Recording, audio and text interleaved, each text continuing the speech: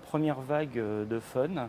Et le constat vraiment sur la création des MOOC, ça a été le retour de nos enseignants qui nous ont dit créer un MOOC, finalement comme créer de la formation à distance, c'est un travail d'équipe.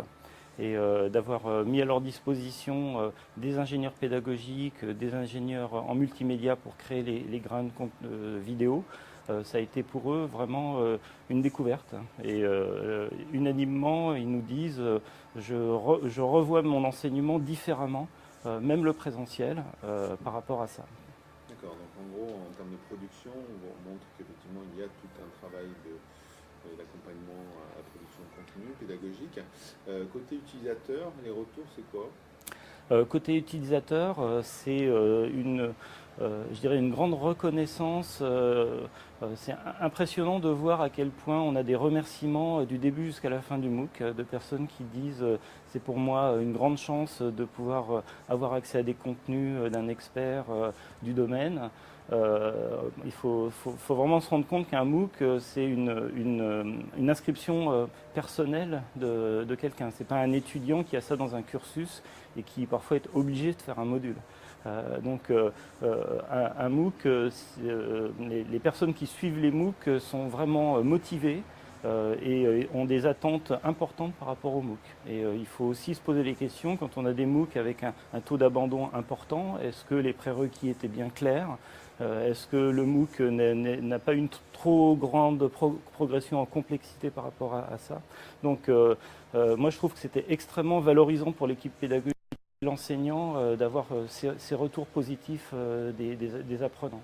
D'accord. Vous disiez que donc là, vous aviez fait une période de 9 mois et que les enseignements, allez vous permettre de proposer d'autres choses, une nouvelle génération? Oui, c'est effectivement la réflexion qu'on a sur essentiellement les contenus, les grains vidéo qu'on a mis en place.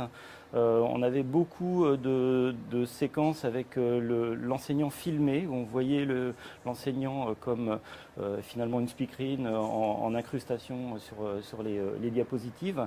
Là, on est plus sur des formats de diapositives enrichies par le son, donc par la voix de l'enseignant, même si au départ on voit l'enseignant parce qu'il faut quand même qu'il y ait ce rapport à la personne, on sait qui parle, mais on ajoute des enrichissements de type surlignage d'un contenu dans la diapo, zoom sur la diapo, donc en fait on a plus de post-traitement des vidéos qu'avant.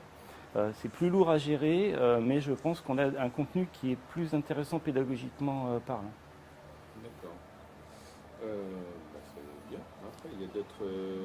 Si pour un enseignant ou un établissement qui souhaiterait se lancer dans l'aventure MOOC, si on avait trois conseils à donner, ce serait quoi?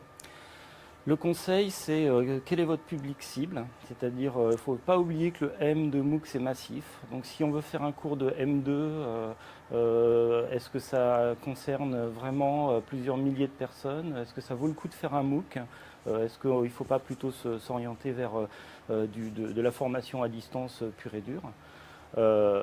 Sinon, il faut aussi qu'ils se rendent compte que c'est une charge de travail, évidemment, pour scénariser, pour créer le MOOC, mais aussi pendant le MOOC. Pendant le MOOC, il y a toute l'animation du MOOC à faire. Et aussi penser qu'un MOOC, c'est pas une seule session. Un MOOC se pense, ça coûte cher de faire un MOOC, donc autant tout de suite capitaliser et prévoir une deuxième, une troisième session sur ce MOOC. Donc pour un enseignant, il faut vraiment qu'il se rende compte qu'il met le doigt dans un engrenage où on va lui demander pas mal de son temps par rapport à son temps de recherche et son temps d'enseignement, ce qu'on appelle le temps de service ordinaire de l'enseignant.